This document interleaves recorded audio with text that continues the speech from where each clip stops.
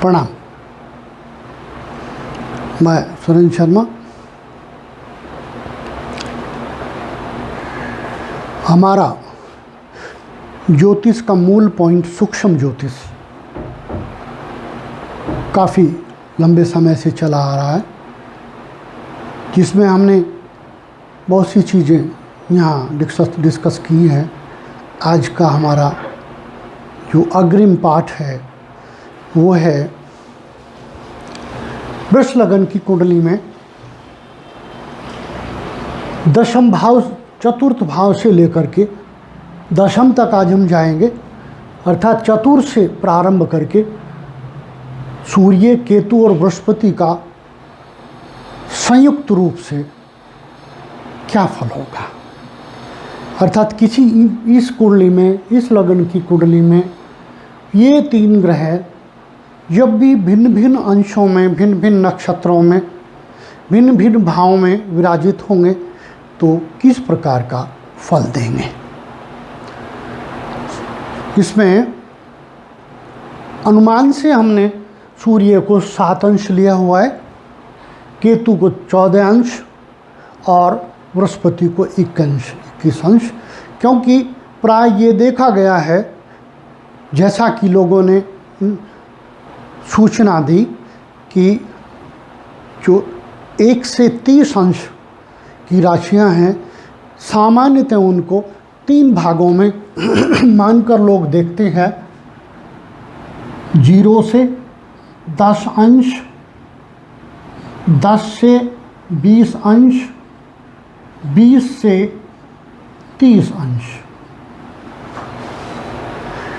3 हिस्सों में बांटकर लोग देखते हैं। इसलिए हमने इसी को आधार मान करके सूर्य को 0 से 10 में लिया, केतु को 10 से 20 में लिया और बृहस्पति को 20 से 30 अंश के बीच हमने अनुमान से लिया है। इसमें 3 ही बातें हैं जो इन ग्रहों के आधार पर हम वर्णित करेंगे। पहला, प्राप्ति, जिसे हम लाभ भी कह सकते हैं, क्षति, रोग। 3 बातों पर हम विशेष रूप से यहाँ डिस्कशन करेंगे। पहले भी हम इन 3 बिंदुओं पर ही अपनी चर्चा करते आए हैं। अब हम देखें, सूर्य सिंह राशि में है, 7 अंशों में किस नक्षत्र में पड़ेगा। देखिए, सूर्य सिंह राशि में 7 अंशों में मघा नक्षत्र में पड़ेगा, क्योंकि 0 से 13 अंश 20 कला तक मघा नक्षत्र होता है। सिंह राशि में प्रारंभ में ही उसी के अंदर ये पड़ेगा मघा, मघा नक्षत्र में पड़ेगा।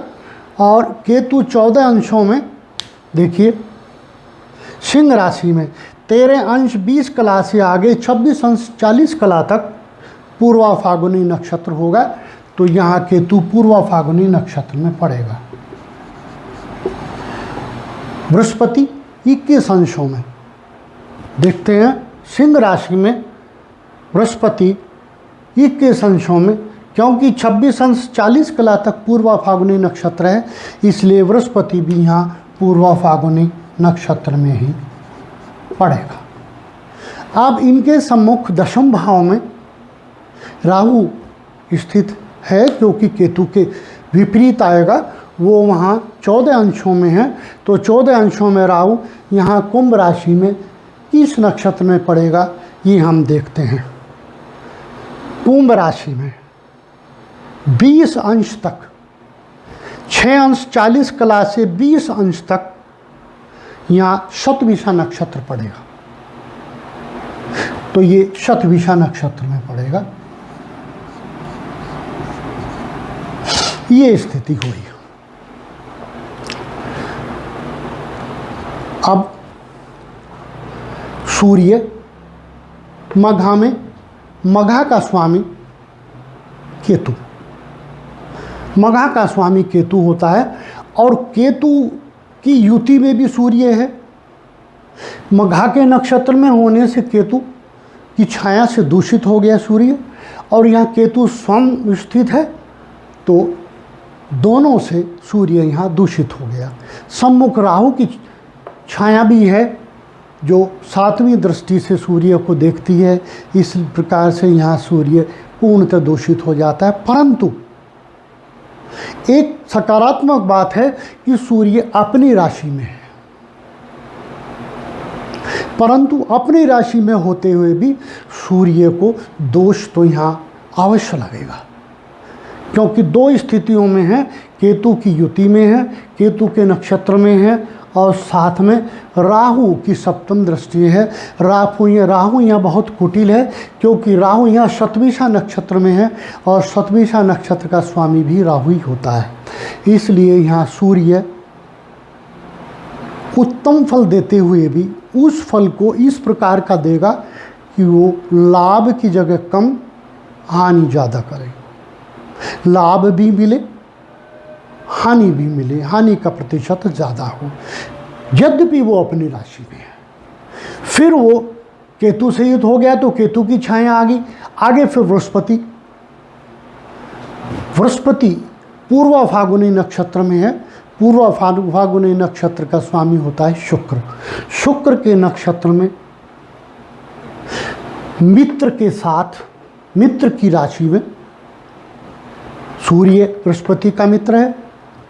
सिंह राशि सूर्य की है जो बृहस्पति के मित्र की है। यहाँ बृहस्पति बहुत उत्तम फलकारी हो जाता है, परंतु 7वीं दृष्टि से राहु से पीड़ित है, चांडाल प्रवृत्ति बन जाती है। गुरु उत्तम होते हुए भी विकृत हो जाता है।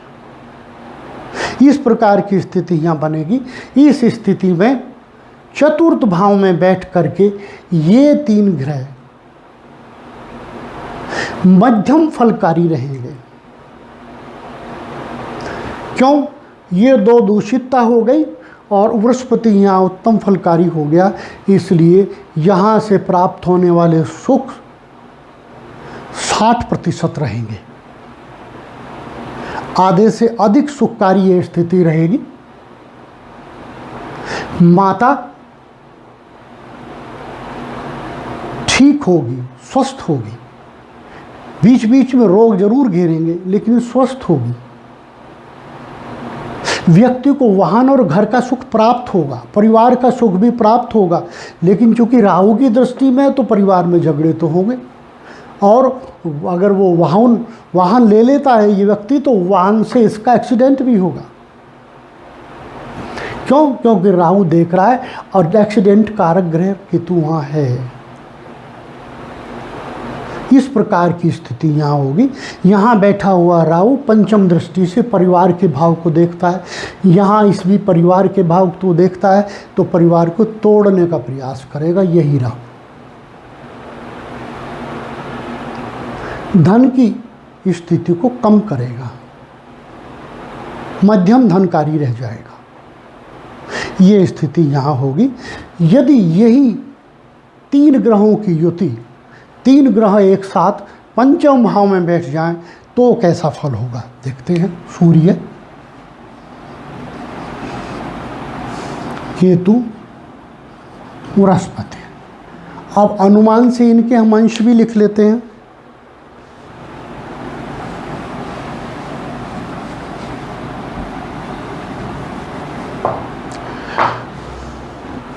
सम्मुख राहु,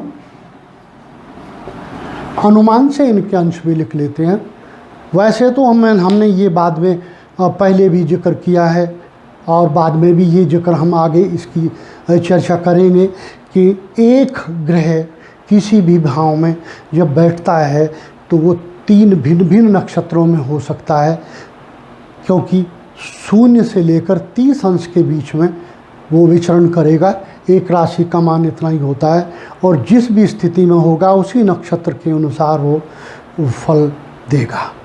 फिर भी हमने एक ही नक्षत्र लेकर के यहाँ डिस्कशन करना है, अतः हम अनुमान से एक ही अंश ले लेते हैं। 0 से 10 के बीच में हम 5 ले लेते हैं।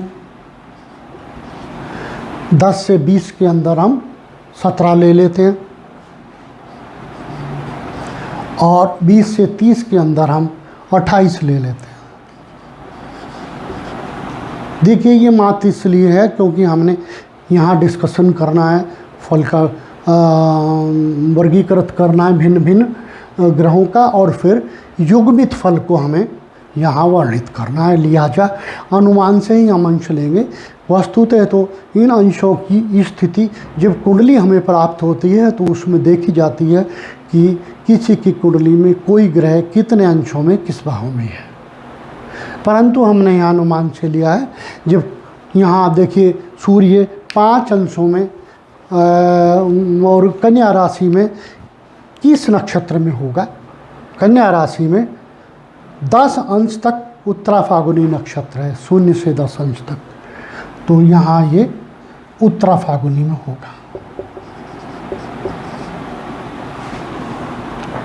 केतु 17 अंश में कन्या राशि में, देखिए 17 अंशों में, ये 10 अंश से लेकर 23 अंश 20 कला तक हस्त नक्षत्र है, तो हस्त में होगा।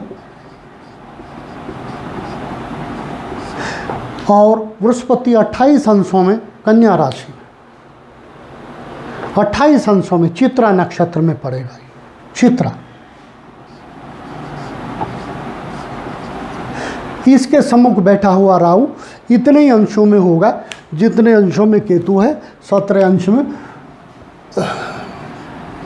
अब देखिए वहाँ मीन राशि में 17 अंशों में राहु किस नक्षत्र में होगा, देखते हैं। 17 अंशों में ये 16:40 तक उत्तराभाद्र, तदुपरांत रेवती नक्षत्र में आ जाएगा।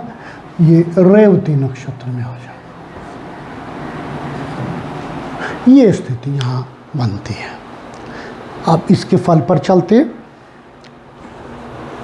सूर्य यहाँ अपने मित्र बुध की राशि में है, उत्तरा फागुनी नक्षत्र में। उत्तरा फागुनी का स्वामी भी सूर्य होता है, इसलिए यहाँ सूर्य बलि हो जाता है। मित्र की राशि में, मित्र के नक्षत्र में बलि हो जाता है, उत्तम फलकारी हो जाता है। केतु चंद्रमा के नक्षत्र में है, शत्रु के नक्षत्र में है, परंतु चंद्रमा का ये हस्त नक्षत्र यहाँ पुअर होता है, बहुत बली नहीं होता, इसलिए केतु यहाँ पूरी तरह फलता फूलता नजर आता है। बृहस्पति चित्रा नक्षत्र में, चित्रा का स्वामी मंगल होता है। बृहस्पति अपने मित्र के नक्षत्र में है, मित्र के साथ है, सूर्य के साथ है। और स्वभावतः भी ऐसा देखा गया है, बृहस्पति और केतु मिलकर के कभी कभी राजयोग भी बना देते हैं, और यहाँ सूर्य भी उनके साथ है, मित्र की राशि में, सब अपने नक्षत्र में। इसलिए ये स्थिति यहाँ इस भाव में बहुत उत्तम फलकारी होगी, व्यक्ति को विद्वान बनाएगी, सुखकारी बनाएगी, उच्च चिंतक बनाएगी, उच्च शिक्षा देगी, मेधावी बनाएगी, कई सारे कंपटीशन पास करने की क्षमता देगी इसे। परंतु सामने बैठा हुआ राहु अपनी सप्तम दृष्टि से इन सभी को देख रहा है, आसानी से ये उपलब्धियां नहीं मिलेंगी, कठोर परिश्रम करना पड़ेगा, तब जाकर के ये उपलब्धियां मिलेंगी, जिनके विषय में मैंने अभी वर्णित किया है। मिलेंगी, कठोर परिश्रम चाहिए। यहां द्वैपुत्र योग बनता है।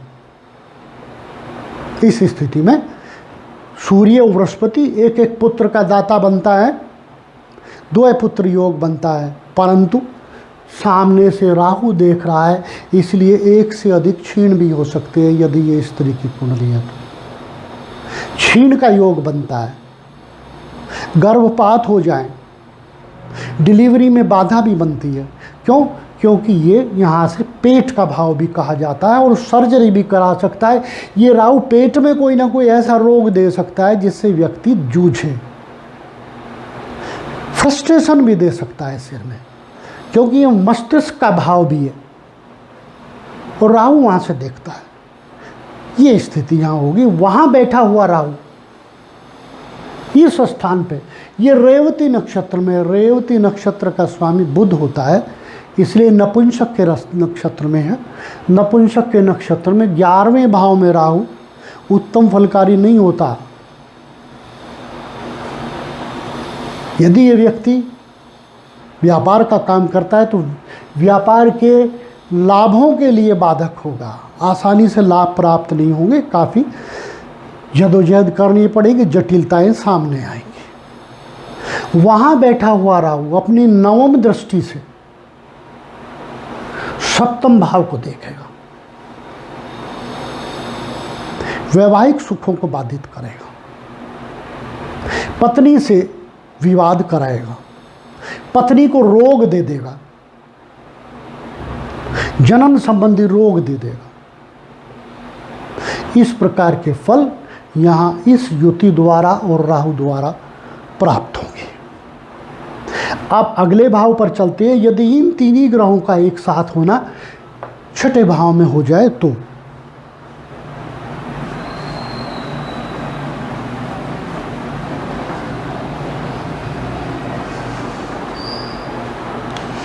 सूर्य, केतु, बृहस्पति, इनके भाव वो अंश देख लेते हैं। अंश वही 0 से 10 में, 0 से 10 के बीच की अब की बार हम 2 अंश ले लेते हैं बृहस्पति। 10 से 20 के अंदर हम 17 अंश ले लेते हैं सूर्य, और 9 अंश ले लेते हैं हम केतु।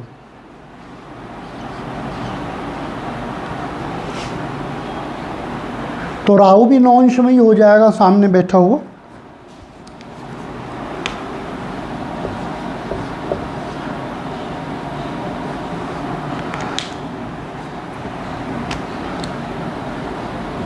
नौ अंश में।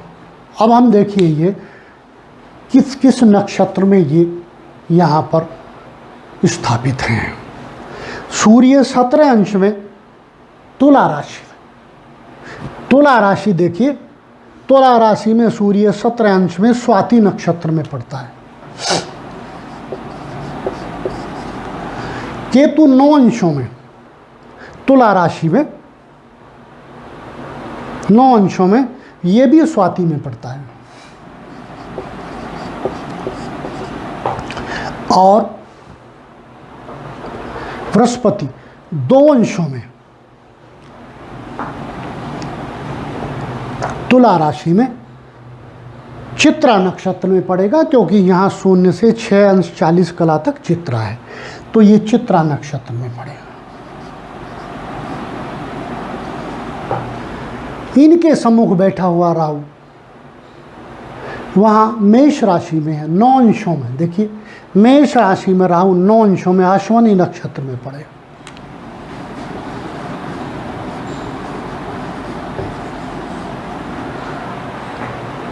ये ग्रह स्थिति यहाँ बनती है। अब इनके फल हम देखते हैं।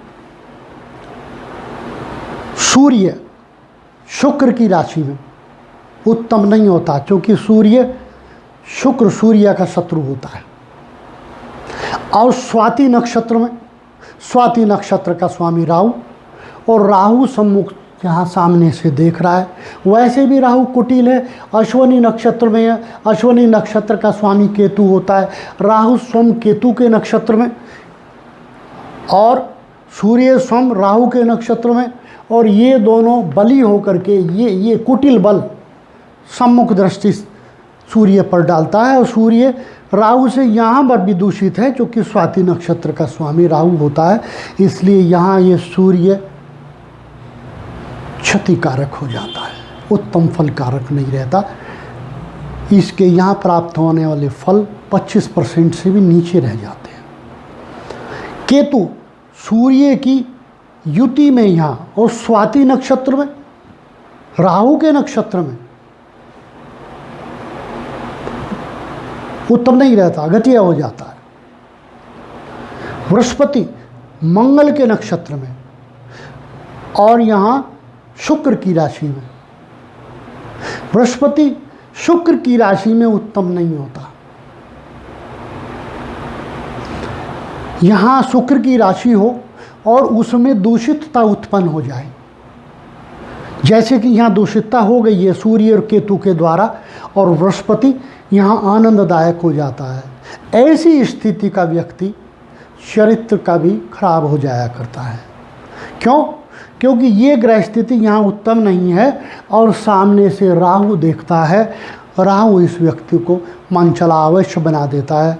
ये स्थिति है, चाहे शुक्र की राशि यहाँ हो या शुक्र यहाँ बैठा हो, दोनों ही बातें समान लगभग हो जाती हैं।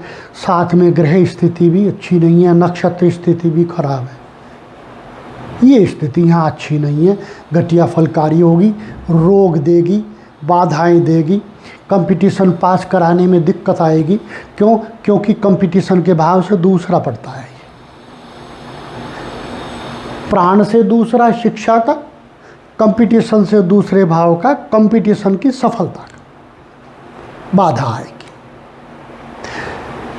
इस भाव में बैठा हुआ राहु बहुत खतरनाक होता है, इसका वर्णन नहीं किया जा सकता जितना खतरनाक होता है, और वह भी मंगल की राशि।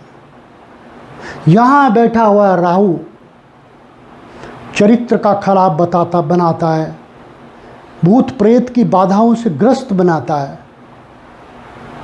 हर प्रकार की बाधा देता है, पंचम दृष्टियां चतुर्थ भाव पे डालता है, वाहन से एक्सीडेंट करा देता है, माता से दुश्मनी करा देता है, आसानी से घर प्राप्ति नहीं हो पाती। ये राहु यहाँ हर प्रकार से हानिकारक है। ऐसे व्यक्ति के घर में आग भी लग जाया करती है। पंचम दृष्टियां, ऐसे व्यक्ति को ध्यान रखना चाहिए, जब भी वो टेंट वगैरह लगाए कहीं पर, बड़ा केयरफुली लगाए, आग लग जाया करती है। ऐसी ग्रह स्थिति यहाँ बनती है षष्ठम भाव तक। इस प्रकार आज का पाठ पूर्ण होता है। यदि आपको उत्तम लगा हो या सामान्य भी लगा हो तो इस चैनल को लाइक और सब्सक्राइब कर दें, ताकि आगे आने वाले पाठ आपको समय पर मिलते रहें। प्रणाम।